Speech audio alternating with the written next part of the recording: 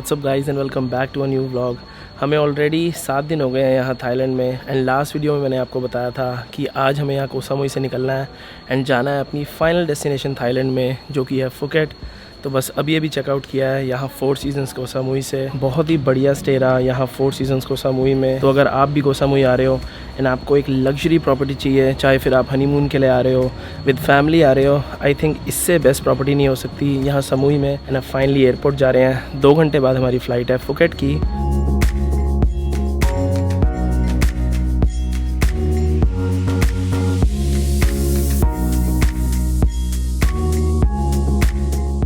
Koh Samui आते हुए मैंने आपको बताया था कि यहाँ का जो एयरपोर्ट है वर्ल्ड के सबसे यूनिक एयरपोर्ट्स में से एक है। तो अब मैं आपको दिखाता हूँ कि क्यों यूनिक है। ये जितना भी आप एरिया देख रहे हो सारा एयरपोर्ट का एरिया है। पूरा जो एयरपोर्ट का टर्मिनल है पूरा बाहर है ओपन में। मतलब लोग ऐसे बैठे हुए हैं जैसे बीच पे बैठे हों। पूरे वर्ल्ड में एक लौता एयरपोर्ट है ये जिसका पूरा टर्मिनल बाहर है।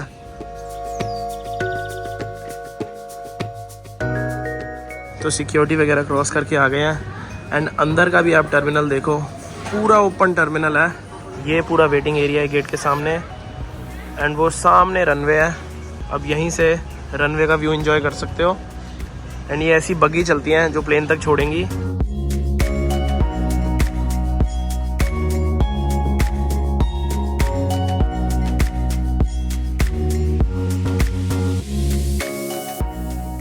तो गाइस, वीडियो में आगे बढ़ने से पहले मैं ये मेंशन करना चाहता हूँ कि ये जो मेरी पूरी ट्रिप है थाईलैंड की, जो पूरा पैकेज है, ये मैंने बुक कराया था पिक योर ट्रेल से। पिक योर ट्रेल बेसिकली एक बुकिंग प्लेटफॉर्म है which specialises in curating hassle free holidays for the new age traveller. तभी ये जो पूरी ट्रिप है थाईलैंड की, ये मैंने अपने हिसाब से कस्टमाइज़ कराई थी।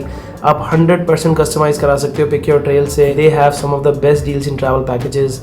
लिंक मैंने डिस्क्रिप्शन में डाल दिया है, go check them out right now. अगर आप ट्रैवल कर रहे हो तो I will highly recommend you to book your holidays with Pick Your Trail. And now let's move back to the. तो गाइस, फाइनली स्वागत है आपका फुकेट में। जिस रिजॉर्ट में हम स्टे कर रहे हैं यहाँ फुकेट में, उसका नाम है श्री पनवा लग्जरी रिजॉर्ट। यहाँ एयरपोर्ट से अराउंड 1 घंटे से ज़्यादा दूर है। तो ट्रांसफ़र सब कुछ हमारा ऑलरेडी बुकड ही है। बार बार मैं बता चुका हूँ कि पूरा पैकेज है, तो सब कुछ हमारा बुकड है।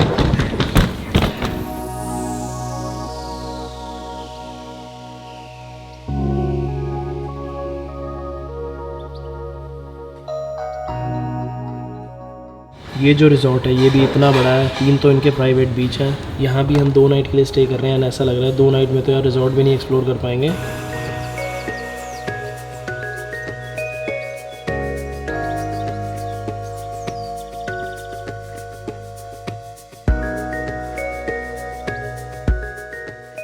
तो गाइस, अब अगला दिन। कल यहाँ रिज़ॉर्ट पहुँचते पहुँचते शाम हो गई थी एंड फिर इतनी तेज़ बारिश स्टार्ट हो गई थी, तो कल तो मैंने कुछ भी रिकॉर्ड नहीं किया। तो अब आपको सबसे पहले हमारे विला का टूर देता हूँ जहाँ हम स्टे कर रहे हैं एंड देन निकलेंगे फिर थोड़ा बहुत फुकेट एक्सप्लोर करने। मेन एंट्रेंस यहाँ से है एंड यहाँ तक आने के लिए आपको टुक टुक पे ही आना पड़ता है।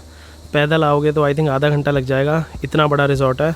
एंड विला के अंदर घुसते ही सामने पहले ये सनबेड है एंड सामने आप प्राइवेट इन्फिनिटी पूल देख सकते हो। यहीं से डायरेक्ट एक्सेस है, आप चाहो तो यहीं से जा सकते हो सीधा पूल में। एंड विला के 2 पार्ट है। एक पार्ट ये है लेफ़्ट में एंड दूसरा पार्ट है विला का ये राइट में। पहले आपको ये पूरा आउटडोर वाला एरिया दिखा देता हूँ। इतना बड़ा आउटडोर एरिया है। तो सनबेड यहाँ पे है एंड फिर यहाँ पे जाके एक और सिटिंग एरिया है एंड पूरे विला से सी व्यू है। चाहे आप कहीं भी हो विला में, हर एक जगह से आपको सी दिखेगा। तो यहाँ पे आप आराम से बैठ के चिल कर सकते हो। तो पहले मैं आपको मेन वाला पार्ट दिखाता हूँ विला का। विला के अंदर एंटर होती है सबसे पहले we have a nice bed and जो बेड भी है वो भी सामने सी फेसिंग ही है। जैसा मैंने आपको बताया कि हर जगह से आप सी देख सकते हो इस विला में। रूम के अंदर इतना बड़ा ये पूरा काउच है एंड ये चीज़ मुझे इतनी यूनिक लगी कि हर जगह से पूल एक्सेस है विला के। आप चाहो तो सीधा बेडरूम से ही पूल के अंदर जा सकते हो। एंड सामने जो आप बीच देख रहे हो वो होटल का प्राइवेट बीच है, वो आपको बाद में दिखाऊंगा। सबसे पहले तो यार आप इस पूल का साइज़ देखो, इतना लंबा प्राइवेट पूल है। मतलब मोस्टली होटल्स में इतने बड़े नॉर्मल पूल होते हैं सबके लिए एंड ये प्राइवेट पूल है हमारे विला का। तो ये मैं डेफिनेटली कह सकता हूँ कि ये सबसे बेस्ट प्राइवेट पूल है। फिर यहाँ से जाके है वॉशरूम। प्राइवेट पूल के साथ साथ प्रॉपर बड़ा जकूज़ी है एंड यहाँ बाथरूम से भी ऑब्वियसली सी व्यू है एंड आप बाथरूम से भी पूल एक्सेस कर सकते हो। तो ये पूरा मेन पार्ट है विला का। यहाँ लेफ़्ट से भी पूल एक्सेस है। तो ये तो था मेन पार्ट विला का, आप बेडरूम कह सकते हो। एंड फिर राइट में ये वाली जो बिल्डिंग है ये है विला का लिविंग रूम। तो आपको लगेगा कि ये डिफरेंट रूम है, बट ये भी प्राइवेट विला का ही पार्ट है। ये कॉन्सेप्ट मैंने पहली बार देखा है कि विला के 2 पार्ट हैं, एंड आपको अगर इस वाले पार्ट में आना है लिविंग रूम में तो बाहर से आना पड़ेगा। सामने इन्होंने ये सोफ़ा कम बेड लगाया हुआ है, एंड फिर यहाँ से जाके पूरी फुल किचन है। इवन अगर आपको कुकिंग करनी है, सारे यूटेंसिल्स वगैरह रखे हुए हैं, इवन माइक्रोवेव भी है, साथ में coffee machine and a full size fridge. And यहाँ रिजॉर्ट के अंदर ही 2 टेनिस कोर्ट है। जितनी भी हमने प्रॉपर्टीज़ में स्टे किया अभी तक, सबसे बड़ी प्रॉपर्टी ये है।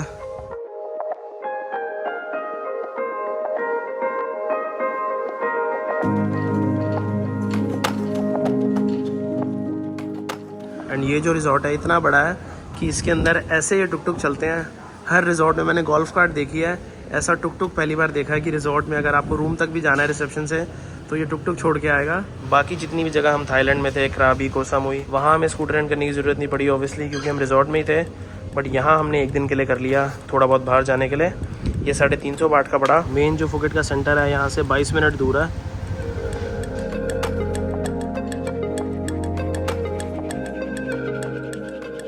तो सबसे पहले तो यहाँ लंच करने आए हैं। इतने दिन से मतलब थाई खाना खा रहे थे एंड मोस्टली रिजॉर्ट में ही खा रहे थे, तो वेरोनिका ने ये एक इटालियन पिज़्ज़ा की जगह ढूंढी है, तो पहले लंच करते हैं, फिर पास में ही फुकेट ओल्ड टाउन है वो घूमेंगे। बहुत ही ब्यूटीफुल जगह है। ये है जगह का नाम, मरनी इटालियन पिज़्ज़ास। देखने में तो इतने बढ़िया लग रहे हैं पिज़्ज़ास।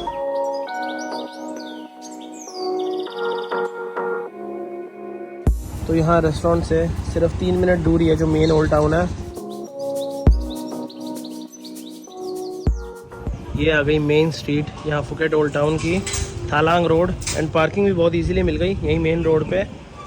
तो ये पूरी घूम के आते हैं एंड तक, एंड आपको दिखाता हूँ। ये जितनी भी आप सारी बिल्डिंग देख रहे हो, कलरफुल टाउन हाउसेस, ये पूरा जो आर्किटेक्चर है पोर्चुगीज़ स्टाइल में बना हुआ है, क्योंकि फुकेट पहले एक पोर्चुगीज़ कॉलोनी थी गोवा एंड मकाओ की तरह। तभी गोवा में भी ऐसा आर्किटेक्चर काफ़ी देखने को मिलता है। तो इन्होंने अभी भी ये पूरा ओल्ड टाउन प्रिजर्व किया हुआ है उसी सेम फैशन में। एंड इस पूरी स्ट्रीट पे सारी दुकानें हैं, नीचे डिफरेंट थाई चीज़ें मिल रही हैं, एंड बहुत सारे कैफ़ेज़ एंड रेस्टोरेंट्स हैं। सबसे फेमस जो ट्रेंडी कैफ़ेज़ हैं फुकेट के, सारे इसी एरिया में हैं। अगर आपको कॉफ़ी वगैरह पीने आना है, खाना खाने आ रहा है, एंड यहाँ फुकेट में पब्लिक ट्रांसपोर्ट के नाम पे ऐसे टुक टुक चलते हैं। अगर आपको पब्लिक ट्रांसपोर्ट लेना है, मोस्टली जितनी भी दुकानें हैं सारी कपड़ों की हैं। ये मेड इन थाईलैंड हैंडमेड कपड़े मिलते हैं यहाँ पे। एंड अगर आपको सुविनियर लेने हैं यहाँ से, उसके लिए भी बेस्ट जगह यही है।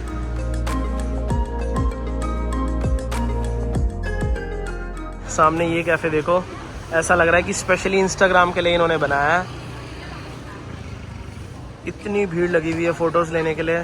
सीरियसली बहुत ही सुंदर जगह है विज़िट करने के लिए ओल्ड टाउन फुकेट, क्योंकि मोस्ट प्रॉब्ली जो भी फुकेट आता है वो पटोंग वाले एरिया में स्टे करता है, जहाँ पे सारी नाइट लाइफ है।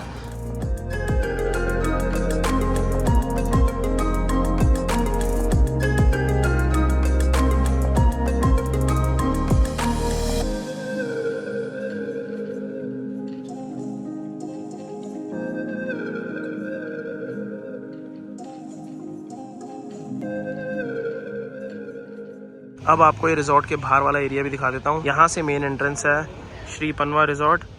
ये पूरी प्राइवेट प्रॉपर्टी है, एंड इस दुकान से हमने स्कूटर रेंट किया था बिल्कुल रिजॉर्ट से बाहर निकलते ही। एंड बाय द सी ये इतनी बढ़िया वॉक बनाई हुई है, तो शाम को यहाँ वॉक करने आए थे। एंड आगे जाके बहुत सारे रेस्टोरेंट्स हैं, 7-Eleven है। अगर आपको रिजॉर्ट में नहीं खाना तो आप बाहर जा सकते हो, बहुत सारी चीज़ें हैं पास में ही। यहाँ पर इवन ये पूरी स्ट्रीट फूड की मार्केट लगती है। ये सारी स्टॉल लगी हुई हैं स्ट्रीट फूड की। यहाँ मैंगो स्टिकी राइस मिल रहा है, थोड़ी बहुत और चीज़ें। कल तो और बहुत ज़्यादा स्टॉल्स थी, आज आई थिंक बारिश की वजह से कम लगी हुई हैं। ये सामने थाई पैनकेक मिल रहे हैं, ये भी आपको हर जगह मिलेंगे थाईलैंड में। होटल के बिल्कुल पास में इवन ये इंडियन रेस्टोरेंट भी है, लाइव इंडिया। जबकि ये रिजॉर्ट काफ़ी दूर है मेन एरिया से। पटोंग और जो ओल्ड टाउन फुकेट वाला एरिया है, दोनों से ही काफ़ी दूर है।